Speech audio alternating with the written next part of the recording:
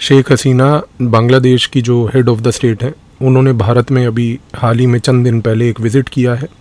ये विज़िट बड़ा महत्वपूर्ण है। महत्वपूर्ण इस कारण से कि बांग्लादेश अगर भारत की तरफ पहली बार आया है, और वो भी तब जब एक भारत में नई सरकार आई है वापस, तो उस समय इस विज़िट को हमें एक लार्जर जियोपॉलिटिकल एस्पेक्ट से देखना है। और आज के इस वीडियो में इसी चीज़ के ऊपर हम चर्चा करेंगे। सबसे महत्वपूर्ण चीज़ ये होती है कि कभी भी दो देशों के बीच में जब कोई बायलैटरल विज़िट होती है, उस बायलैटरल विज़िट के बाद दो देश एक स्टेटमेंट जारी करते हैं। उस स्टेटमेंट को समझना बड़ा आवश्यक होता है, क्योंकि उस स्टेटमेंट से दोनों देशों के बीच की क्या नीतियां हैं, क्या रणनीतियां हैं, और सबसे बड़ी बात कि दोनों के बीच में किस प्रकार के चैलेंजेस हैं, उसको समझने में सरलता मिलती है। अगर आप बांग्लादेश और भारत की जो हाल ही में हुई विज़िट है, उसका अगर आप जॉइंट स्टेटमेंट देखें तो बहुत सारी नई चीज़ें देखने को मिलती हैं, जिसके ऊपर चर्चा बड़ी आवश्यक है और लोगों को इसके बारे में पता होना चाहिए। सबसे पहली बात, इस विज़िट के बाद जो जॉइंट स्टेटमेंट इशू हुई, उसको बेसिकली नाम दिया गया एक विजन स्टेटमेंट। अब आप इस फ़र्क को समझिए। आज तक भारत और बांग्लादेश के बीच में जब भी किसी भी प्रकार का इंगेजमेंट हुआ था, दोनों देशों के बीच अक्सर जो इशू किया जाता था वो होता था एक जॉइंट स्टेटमेंट। ये पहली बार है जब एक इशू किया गया है विजन स्टेटमेंट। फ़र्क ये है कि जॉइंट स्टेटमेंट में दोनों देशों के बीच में क्या सहमति बनी, किन चीज़ों के ऊपर बनी, उसके बारे में अक्सर चर्चा की जाती थी। लेकिन जब आप एक विजन स्टेटमेंट साइन करते हैं तो आप सबसे पहले एक इंडिकेटर ये देते हैं कि आप एक दूसरे देश के साथ एक लंबा प्रोस्पेक्टिव रिलेशन देख रहे हैं। भारत और बांग्लादेश के बीच में ये जो नज़रिया बदला है, ये नज़रिया पहली बार कैप्चर किया गया है इस विजन स्टेटमेंट के तहत। आज ये कहना इस विज़िट के बाद अब गलत नहीं होगा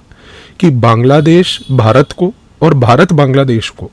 किसी भी छोटे नज़रिए से नहीं, बल्कि बहुत ही एक लॉन्ग टर्म बड़े नज़रिए से देखता है, जिसमें भारत का मानना ये है कि बांग्लादेश को हम केवल एक इकलौते देश के नज़रिए से नहीं देखेंगे, बल्कि उसको इस नज़रिए से देखेंगे कि वो बे ऑफ बंगाल के रीजन में, भारत के नॉर्थ ईस्ट में और म्यांमार तक लेकर इस पूरे के पूरे रीजन में क्या इन्फ्लुएंस और क्या रोल प्ले कर सकता है।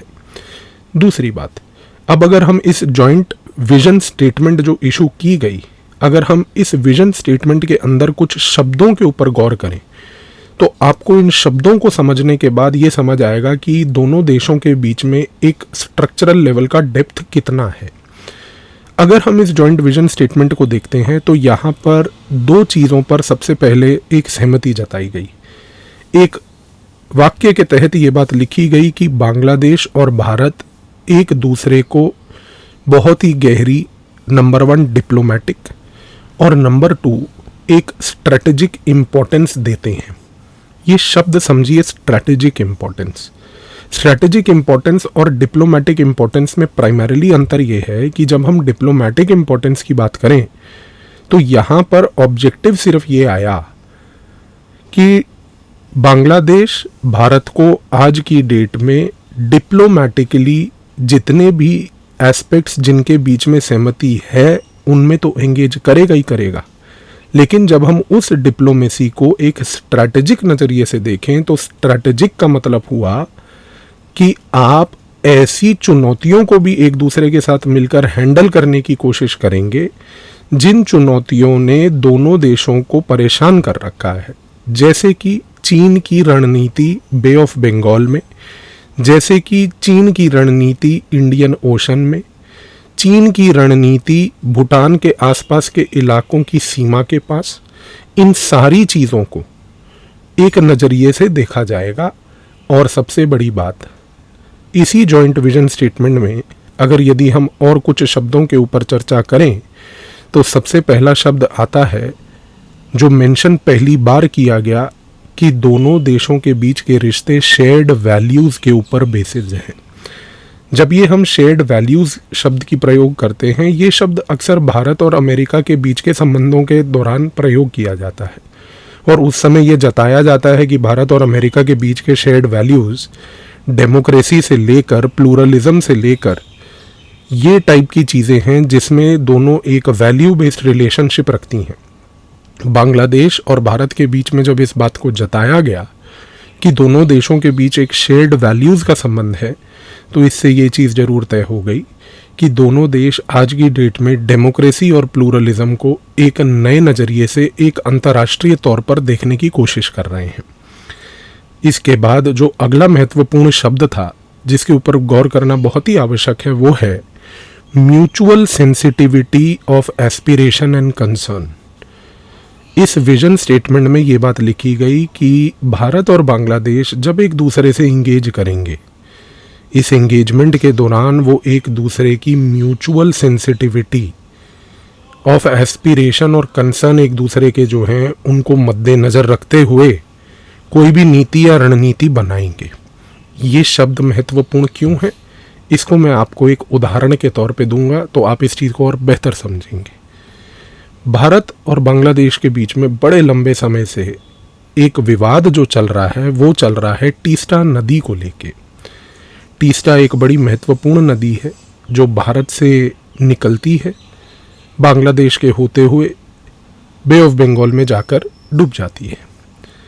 तीस्ता नदी बहुत ही महत्वपूर्ण बांग्लादेश के लिए इस कारण से भी है क्योंकि उस नदी का पानी जब पश्चिम बंगाल से होते हुए बांग्लादेश की ओर जाता है तो बांग्लादेश में खेतीबाड़ी करने के लिए, मछली पकड़ने के लिए बहुत सारे ऐसे छुटपुट लाइवलीहुड के काम हैं जिसके लिए लोग तीस्ता नदी के पानी पर निर्भर हैं। समस्या सबसे बड़ी ये है कि भारत और बांग्लादेश के बीच तीस्ता नदी के पानी को लेके कि दोनों देश कितना पानी एक दूसरे के साथ शेयर करेंगे, क्योंकि ये नदी भारत से निकलती है और बांग्लादेश में जाती है, तो ये ट्रांस बाउंड्री रिवर है। यदि ये ट्रांस बाउंड्री रिवर है और अंतर्राष्ट्रीय कानूनों के तहत कोई भी दो देश जिनके बीच में ऐसी परिस्थिति हो कि नदी एक देश से निकल के दूसरी ओर जा रही हो, तो वो अंतर्राष्ट्रीय कानून कहते हैं कि दोनों देश आपस में बैठकर संबंध बनाकर ये एक चर्चा के तहत इंश्योर करेंगे कि दोनों देशों के बीच में उस नदी के पानी को किस प्रकार से शेयर करना है, उसकी मात्रा को वो अपने आप डिसाइड करेंगे। भारत और बांग्लादेश के बीच में तीस्ता नदी को लेके समस्या इसलिए आ रही है क्योंकि तीस्ता नदी का पानी बहुत लंबे समय से सूख रहा है, पानी की मात्रा घट रही है, जिसकी वजह से जो पानी जब भारत से होते हुए पश्चिम बंगाल में आता है सबसे पहले, तो पश्चिम बंगाल में यदि मान लीजिए कि पानी तीस्ता नदी का घटेगा तो उस परिस्थिति में समस्या ये आएगी कि पश्चिम बंगाल में जो लोग उस नदी के पानी पर निर्भर हैं अपनी डेली नीड्स और अर्थव्यवस्था को पूरा करने के लिए, उनके ऊपर समस्या आएगी। और यही पानी जब बांग्लादेश जाएगा और यदि बांग्लादेश में भी वो पानी की मात्रा घटेगी क्योंकि वो ओवरऑल पानी की मात्रा घट रही है, तो उस परिस्थिति में जो लोग बांग्लादेश में भी उस नदी के पानी के ऊपर अपनी अर्थव्यवस्था के नीड्स को लेकर निर्भर हैं, उनके ऊपर भी समस्या आएगी। तो जाहिर सी बात है कि आज की डेट में दोनों देशों के बीच में सबसे पहली बात तीस्ता नदी का पानी और उस पानी की शेयरिंग एक फ्रिक्शन पॉइंट है। अब समस्या क्या है? भारत की सरकार ने पिछले लगभग 13 सालों से एक कॉन्सेप्ट अपनाया है जिसमें भारत की सरकार ने पश्चिम बंगाल की सरकार को एक छूट दी कि क्योंकि ये तीस्ता नदी का पानी आपके थ्रू होते हुए बांग्लादेश जाता है और क्योंकि बांग्लादेश और आपके बीच में बंग भाषा को लेकर एक सिमिलैरिटी है, आप दोनों के कल्चरल लेवल पर संबंध हैं, आप दोनों के लैंग्वेज लेवल पर संबंध हैं, तो भारत की सरकार ने लगभग पिछले 13 सालों से पश्चिम बंगाल सरकार को ये एक अनुमति दी थी कि आप अपने डिफरेंसेस बांग्लादेश की सरकार के साथ मिलकर तीस्ता नदी को लेके सुलझा लीजिए। और जब आप अपने जो डिफरेंसेस हैं उनको सुलझा लेंगे, आप हमें बता दीजिएगा और केंद्र सरकार को बताने के बाद केंद्र सरकार तीस्ता नदी को लेके वो डिफरेंसेस जो आप रिजॉल्व कर लेंगे एक अग्रीमेंट साइन कर लेगी। इस पूरे कॉन्सेप्ट को हम बेसिकली जियोपॉलिटिक्स में पैरा डिप्लोमेसी कहते हैं। सबसे बड़ी बात यह है, पिछले 13 सालों से पश्चिम बंगाल की सरकार ने कई बार बांग्लादेश के कई सीनियर अधिकारियों से लेकर टॉप लेवल के ऑफिशियल्स तक लोगों से बातचीत करने के बाद भी तीस्ता नदी को लेके अपने डिफरेंसेस को रिजॉल्व करने की कोई कसर नहीं छोड़ी, लेकिन इसके बावजूद भी डिफरेंसेस रिजॉल्व नहीं हुए। 13 सालों से दोनों पश्चिम बंगाल और बांग्लादेश की सरकार इस चीज़ को लेके पहली बात तो बड़ी फ्रस्ट्रेट हो रही थी। ये फ्रस्ट्रेशन भारत सरकार में भी दिख रही थी कि जब हमने एक बांग्लादेश की सरकार के साथ पश्चिम बंगाल को इंगेज करने की ये लिबर्टी दी है, तो ये सरकार वहाँ बैठ के 13 सालों से डिफरेंसेस को रिजॉल्व करने में नाकाम क्यों है। अब हुआ क्या कि इस साल फरवरी के महीने में चीन जो है उसने इस चीज़ को ऑब्जर्व किया। चीन आज की डेट में बहुत केयरफुली ये ऑब्जर्व कर रहा था कि भारत और बांग्लादेश के बीच तीस्ता नदी को लेके इश्यूज हैं। वो ये ऑब्जर्व कर रहा था कि तीस्ता नदी के लिए भारत अपनी अकड़ बना के बैठा है, वो भी खास करके क्योंकि पश्चिम बंगाल जो है वो एक अड़चन बना हुआ है, और दूसरा बांग्लादेश भी जो है वो अड़ा हुआ है कि मुझे एक स्पेसिफिक मात्रा ऑफ पानी ही चाहिए। इस परिस्थिति में इस साल जनवरी फरवरी के महीने में चीन का एक डेलीगेशन बांग्लादेश जाता है, बांग्लादेश में शेख हसीना से मुलाकात करता है, और चीन का ये डेलीगेशन बांग्लादेश में शेख हसीना को एक प्रपोजल देता है कि हम आपको एक प्रोजेक्ट देते हैं हमारे बेल्ट एंड रोड इनिशिएटिव के तहत, और ये प्रोजेक्ट है Teesta river comprehensive management and restoration project. Bangladesh को जब चीन ने ये प्रोजेक्ट ऑफर किया, Teesta river comprehensive management and restoration project, इस प्रोजेक्ट के तहत चीन ने बांग्लादेश को ये बोला कि जो पानी तीस्ता नदी का भारत के सीमा से होते हुए जब वो बांग्लादेश में एंटर करता है, हम वहाँ से लेके प्रोजेक्ट्स कुछ इस प्रकार के बनाने शुरू कर देंगे कि जितना पानी भारत आपको कम से कम अभी दे रहा है उस पानी का पूरा यूटिलाइजेशन आप कर लें, क्योंकि अभी भी जितना पानी आप ले रहे हैं उसका फुल यूटिलाइजेशन नहीं कर पा रहे। चीन ने इसको इस तरीके से प्रेजेंट किया बांग्लादेश को कि देखिए, यदि आप अगर हमें ये प्रोजेक्ट में काम करने की सहमति देते हैं तो हम इन प्रोजेक्ट्स के तहत एग्जिस्टिंग जो तीस्ता नदी का पानी आ रहा है उस पानी का प्रयोग आपके लिए और फ्रूटफुल बना देंगे, ताकि आप उसी पानी में कम से कम और बेहतर अर्थव्यवस्था के नीड्स को फुलफिल कर पाएं। अब समस्या ये हुई कि भारत की रिसर्च एंड एनालिसिस विंग को जब इस बात की भनक पड़ी तो उन्होंने अपने डिटेल्ड असेसमेंट्स बनाए और फ्यूचरिस्टिक असेसमेंट्स बनाकर एक चीज़ को ऑब्जर्व किया कि यदि अगर बांग्लादेश इस पर्टिकुलर प्रोजेक्ट को हासिल करके चीन को दे देती है, और यदि चीन तीस्ता नदी के ऊपर ये projects belt and road initiative के तहत Teesta river comprehensive management and restoration project के तहत बनाना शुरू कर देता है,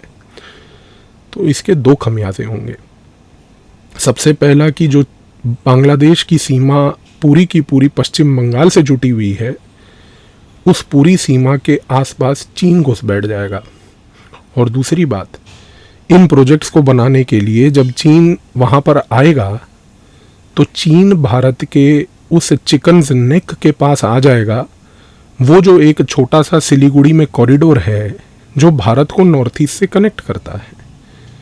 भारत की सुरक्षा विशेषज्ञों को इंस्टेंटली ये बात समझ आई कि कल को यदि चीन इन प्रोजेक्ट्स के बहाने वहाँ पर आ जाता है और मान लीजिए आने वाले समय में भारत और चीन के बीच कोई विवाद होता है, तो बांग्लादेश में रहते हुए इन प्रोजेक्ट्स की आड़ में चीन भारत का एक्सेस पूरे के पूरे नॉर्थ ईस्ट से काट सकता है। इसी कारण से तुरंत भारत के सुरक्षा जो सलाहकार वगैरह बैठे थे रिसर्च एंड एनालिसिस विंग में, उन्होंने इसकी इतला प्रधानमंत्री को की और ये बात बताई कि यदि अगर बांग्लादेश ये करता है तो ये भारत की सुरक्षा के इंटरेस्ट्स के लिए बहुत ही नेगेटिव है। इस कॉन्टेक्स्ट में क्योंकि पिछले 13 सालों से कोई सहमति नहीं बन पाई थी। इस कॉन्टेक्स्ट में भारत की सरकार ने अभी जब बांग्लादेश से शेख हसीना भारत आई, तो अब आप वापस जाइए उसी जॉइंट विजन स्टेटमेंट के पॉइंट से जिसको मैंने आपको थोड़ी देर पहले बताया था